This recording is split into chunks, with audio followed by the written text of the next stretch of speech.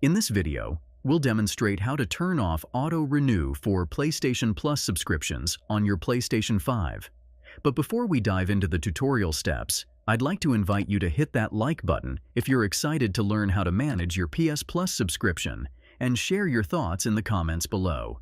Your feedback helps us create better content for you. Let's get started. Navigate to the Settings option on your PS5. Scroll down to Users and Accounts. Select Payment and Subscriptions. Choose Manage Your Subscriptions. Locate and select PlayStation Plus. Instead of explicitly turning off auto-renew, you'll see the next payment date listed.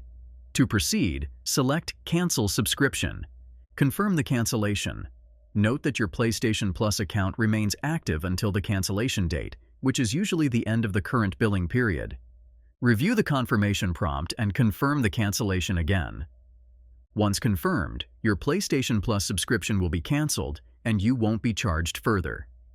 If you found this tutorial helpful, please take a moment to like, comment, and subscribe with notifications on.